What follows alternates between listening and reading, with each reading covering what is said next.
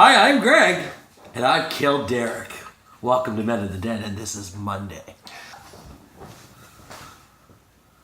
No.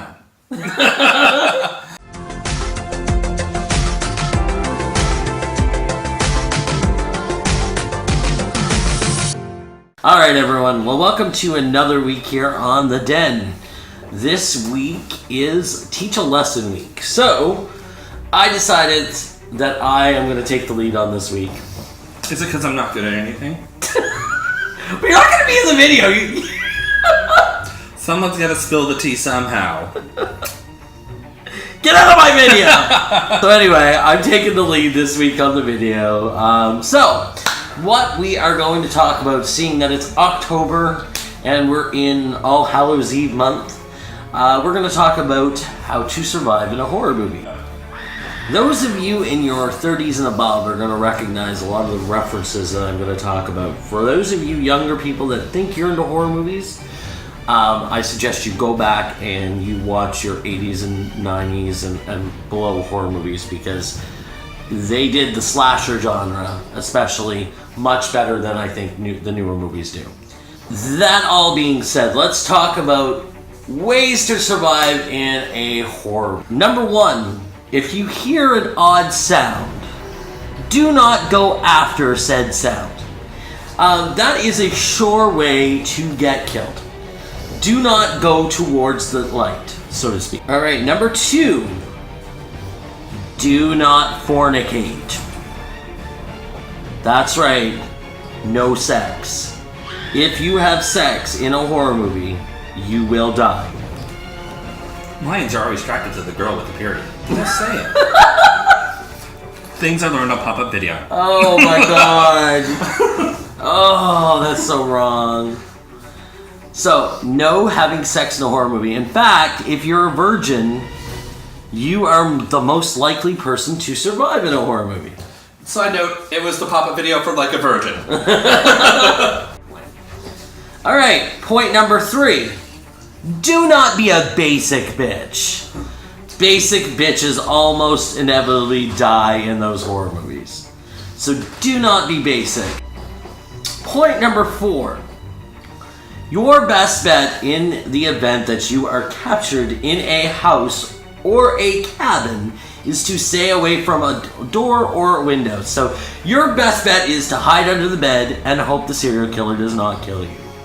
So hide under the bed is the best suggestion. Even that's not infallible, but your odds are much better than standing by a window. Point five, if you get into a fight scenario with a killer and you knock the serial killer down, even think you have him dead, the serial killer is not likely dead. So you better run your ass, bitch, because that serial killer will get up and come after you if you're in a horror movie. So going back to what I was talking about earlier with the early 80s/90s horror movie genre, some of the suggestions I can make.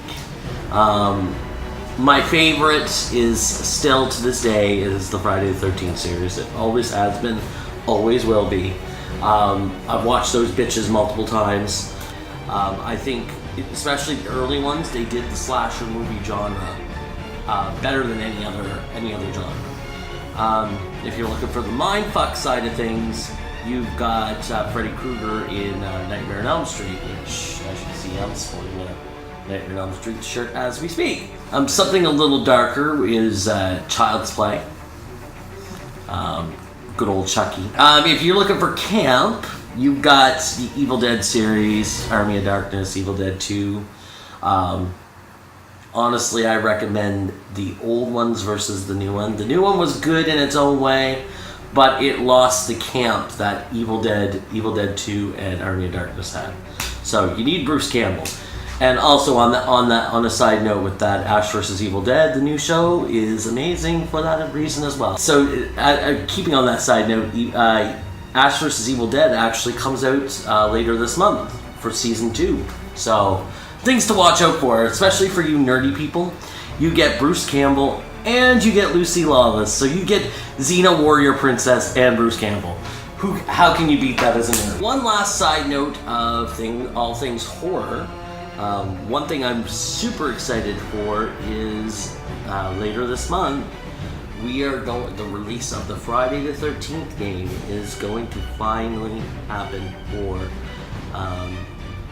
Xbox, PlayStation, and for PC. So that's happening later this month. I'll put all the information below where you can go and actually pre-order. You can actually pre-order the physical copy of the game, or you can get a downloadable code, as well as some of the DLC. You can pre-order all that and have that. And if you do the download codes, it will just come to your email later this month when the game actually releases. For those of you who always want to be a camp counselor or play as Jason Voorhees, or maybe even his mother, this is the game for you. So check out the information that we're going to throw in the crotch below and have a look at that.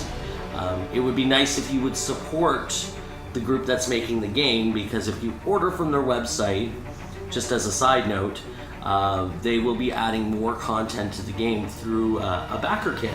So the more money that they make through the website, the more content that will be put into the game. So keep that in mind. All that information will be down below in the crotch. So that's it for this week, everyone. Tune in the rest of the week to see the other boys' lessons, and hopefully not as rambly as I was. But everyone, have a great week. As always, like, share, and subscribe, and comment below. So have a great week.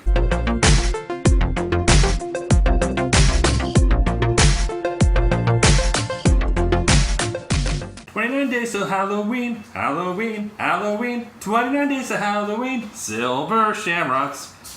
Worst part of the series.